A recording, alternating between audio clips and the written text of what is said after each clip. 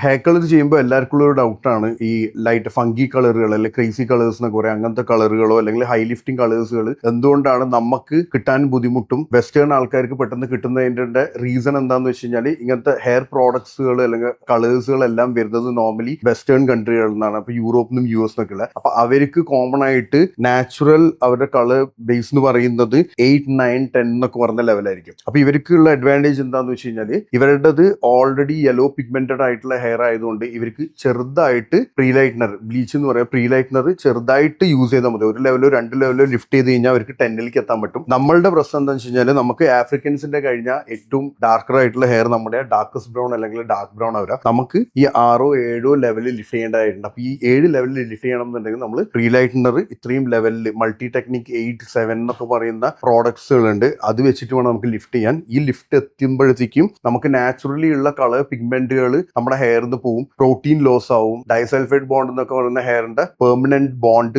Break ആവും, നമുക്ക് severe ആയിട്ടുള്ള ബ്രേക്കേജും സ്പ്ലിറ്റൻസും ഉണ്ടാവും. ഇനി ഇതൊക്കെ നമ്മൾ കവർ ചെയ്ത് കളർ നമുക്ക് കിട്ടിയാൽ തന്നെ ഹെയറിന്റെ ആക്ച്വലി ഹെൽത്ത് പോയത് കൊണ്ട് തന്നെ നമുക്ക് മാക്സിമം 10 to 15 ഹെയർ വാഷ് ഒക്കെ ആയിരിക്കും കളർ കിട്ടുകയും ചെയ്യാം. നമുക്ക് ഒരിക്കലും ഡയറക്റ്റ് കളർ ചെയ്യുന്നത് പോലെ ലോങ് ലാസ്റ്റിംഗ് ആയിരിക്കില്ല. അപ്പൊ നിങ്ങൾക്ക് ഇനി ഫ്യൂച്ചറിൽ അങ്ങനെ കളർ ചെയ്യാൻ പ്ലാൻ ഉണ്ടെന്നുണ്ടെങ്കിൽ ഏതെങ്കിലും ഒരു എക്സ്പേർട്ടിന്റെ അടുത്ത് പോയിട്ട് കൺസൾട്ടേഷൻ എടുത്തിട്ട് മാത്രം ചെയ്യാൻ വേണ്ടിയിട്ട് ശ്രമിക്കുക.